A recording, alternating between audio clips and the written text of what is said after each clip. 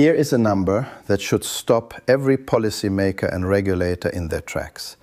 Mobile broadband networks now cover 95% of Africa's population.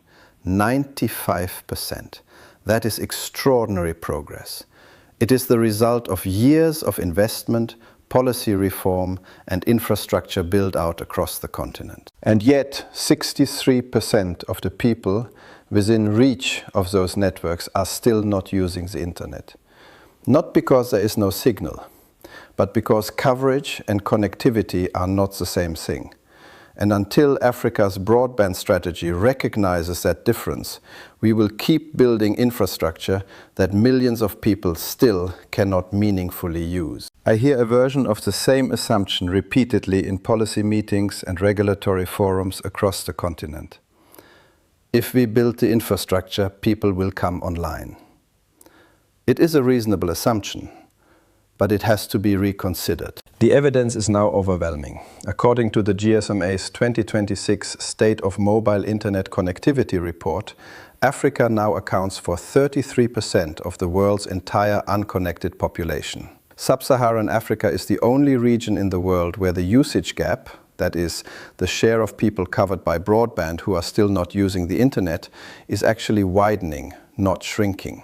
Let that settle for a moment. Coverage is improving. Usage is not keeping pace. These are two completely different problems, and they require two completely different solutions. Here are some key points that are driving the current situation that we have.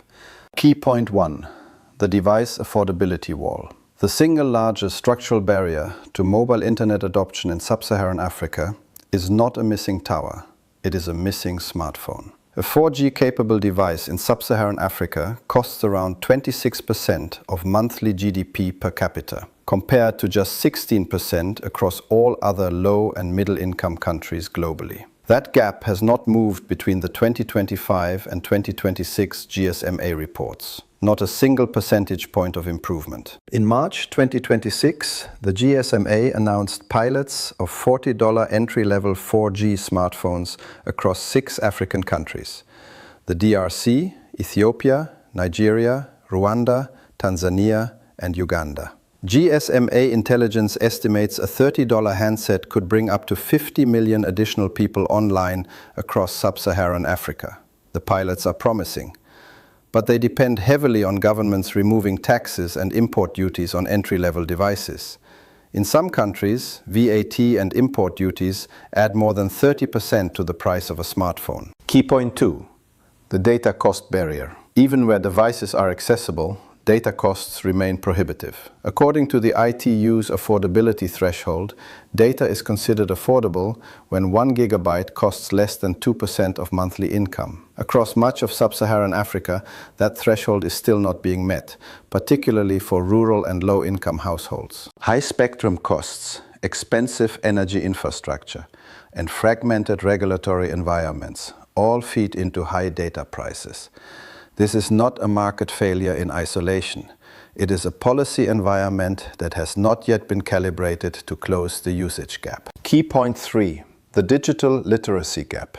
The third barrier is one that infrastructure investment cannot address at all: digital literacy. Women in sub-Saharan Africa are 36% less likely than men to adopt mobile internet, according to the GSMA. In rural areas, literacy gaps, language barriers, and a shortage of locally relevant content mean that even when devices and data are accessible, meaningful use remains out of reach. Kenya and Rwanda have made meaningful progress here, integrating digital literacy into national curricula and scaling community digital hubs. But these are the exceptions, not the continent-wide standard. Key point 4. The energy infrastructure problem. There is one more barrier that does not appear in most connectivity reports but sits underneath all of them: energy. Operating network infrastructure in Africa costs between 30% and 40% more due to unstable and expensive power sources, with operators heavily dependent on diesel generators. Those costs do not stay with the operator. they get passed directly to the consumer through higher data prices and reduced service reliability. Closing Africa's connectivity gap without a parallel investment in renewable energy for network infrastructure is like filling a bucket with a hole in the bottom. The strategic insight. Here is the strategic reframe that I want every policymaker watching this to take away. Coverage is a necessary condition for connectivity, but it is not a sufficient one. And as long as broadband strategies are being measured and celebrated on coverage percentages alone, the continent will continue to under-calibrate for the demand-side interventions that actually bring people online. The Carnegie Endowment for International Peace, in a major analysis published in April 2026, put it directly. Infrastructure must not only be built, it must also be affordable. And policy must encompass last-mile initiatives that expand access and reduce costs, not as an afterthought, as a core design principle. Meaningful connectivity is not a feel-good phrase. It is a measurable policy standard. It means a person can afford a device, afford data, has the skills to use it, and has relevant content to engage with. That is the bar.